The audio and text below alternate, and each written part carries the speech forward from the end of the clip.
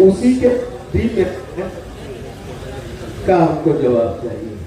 देखिए, इन्होंने बहुत बढ़िया सवाल पूछा है। बहुत लोग कहता है भैया आप ना नीतीश को जिताए हैं, काहे आप उनका विरोध कर रहे हैं। तो पहली बात तो ये समझिए कि हम किसी के विरोध में नहीं खड़े।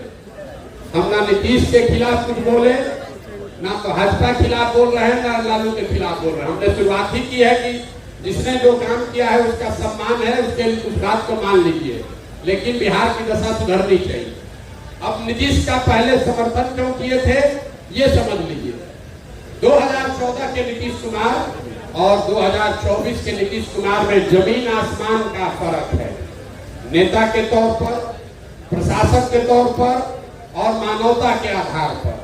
2014 में जिस नीतीश कुमार की हमने मदद की थी, ये वो नीतीश कुमार थे जिनके नेतृत्व में बिहार सुधरता हुआ दिखा था।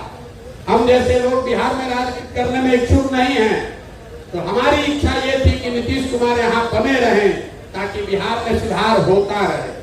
पहली बार नीतीश कुमार नवंबर 2014 में चुनाव हारने के बाद हमसे मिलने आए दिल्ली, हमसे बातचीत हुई, तब हम मोदी जी के साथ थे।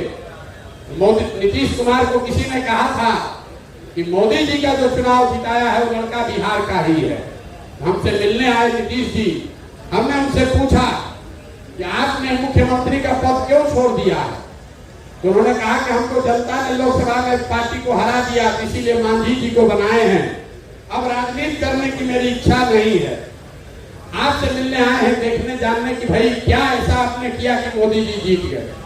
उस बातचीत में हमने नीतीश जी को कहा कि आप वापस आइए, बिहार की जनता ने आपको नहीं हराया है, आपके दल को लोकसभा में हराया है।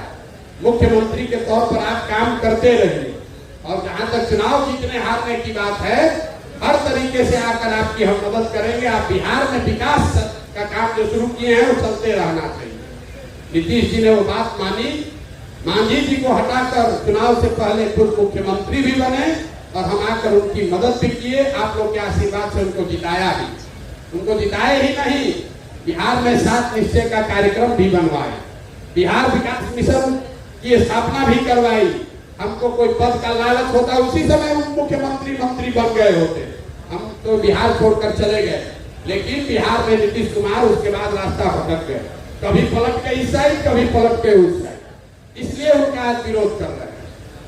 14 में जिस नीतीश कुमार का हम समर्थन कर रहे थे, ये वो नीतीश कुमार थे जिन्होंने वाजपेयी के जमाने में, वाजपेयी जी जब प्रधानमंत्री थे, नीतीश बाबू उस समय रेल मंत्री थे।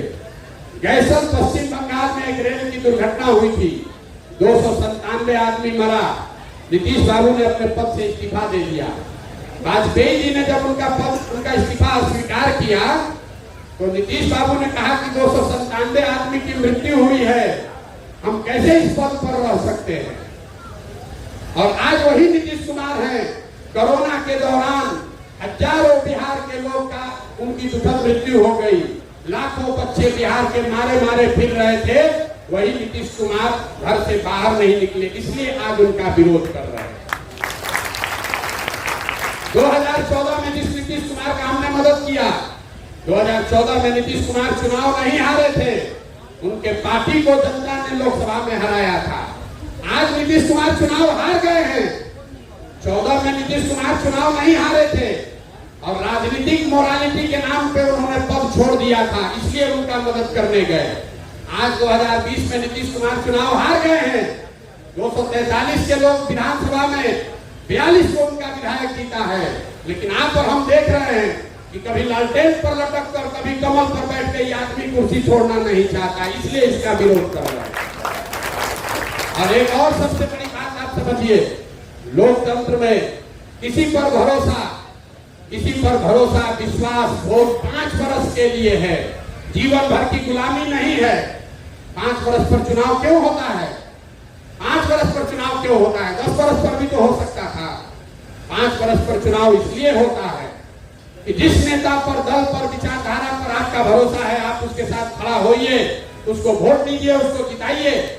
लेकिन वो दल, वो नेता, वो विचारधारा अगर आपके और आपके बच्चों के लिए काम नहीं करती है, तो वही संविधान आपको बताता है कि नागरिक होने के नाते आपकी जिम्मेवारी है कि जिस आदमी को आपने जिताया है उसी आदमी को कुर्सी से नीचे भी उतारिए, नहीं तो आप लोग तो राजतंत्र ला दीजिएगा। एक बार मोदी जी को वोट दे दिए तो जीवन भर उन्हीं को देते रहेंगे। एक बार नीतीश का मदद कर दिए उन्हीं को अगर हमेशा रहना है तो फिर चुनाव का जरूरत क्या है? कह दीजिए कि जब तक नीतीश कुमार जिंदा रहेंगे उनका विरोध नहीं होगा, काम करे चाहे न करे उनको वोट देते रहे। ये आपकी सोच हो सकती है, हमारी सोच नहीं है। काम के आधार पर, उनके ट्रैक रिकॉर्ड के आधार पर उनका मदद किए थे। अभी 5 वर्ष से उन्होंने काम अच्छा नहीं किया है, इसलिए उनका विरोध कर रहे हैं। अब आप बताइए कि उनका विरोध होना चाहिए कि नहीं होना चाहिए? ना सब लोग बताइए, तो सवाल तो करना पड़ेगा। नीतीश बाबू है जब मुख्यमंत्री, उनका समर्थन होना चाहिए कि विरोध होना चाहिए? भाई साहब, ये आदमी अभी देखिए 5 दिन पहले आप टीवी मीडिया में सुन रहे हैं कि बिना नीतीश कुमार के समर्थन के मोदी प्रधानमंत्री नहीं बन सकते। मोदी जी के बगल में बैठे हुए, बिना इनके समर्थन के दिल्ली में सरकार नहीं बनेगी। लेकिन किसी समाचार पत्र ने ये नहीं बताया कि नीतीश कुमार ने ये कहा हो कि भैया बिहार के हर जिला में कम से कम एक फैक्ट्री अगर खुलेगा तब समर्थन देंगे। ये आदमी आपकी हमारी बात नहीं कर रहा है। उस आदमी को अपने दल के नेताओं की भी चिंता नहीं है। लोग कह रहा था कि बड़का मिनिस्ट्री मिलेगा, कुछ नहीं मिला। क्यों नहीं मिला? क्योंकि नीतीश कुमार को अपने नेताओं के लिए मिनिस्ट्री भी नहीं चाहिए।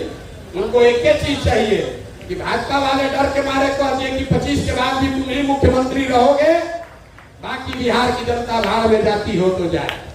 अब आप बताइए कि ऐसे आदमी का समर्थन होना चाहिए कि विरोध होना चाहिए?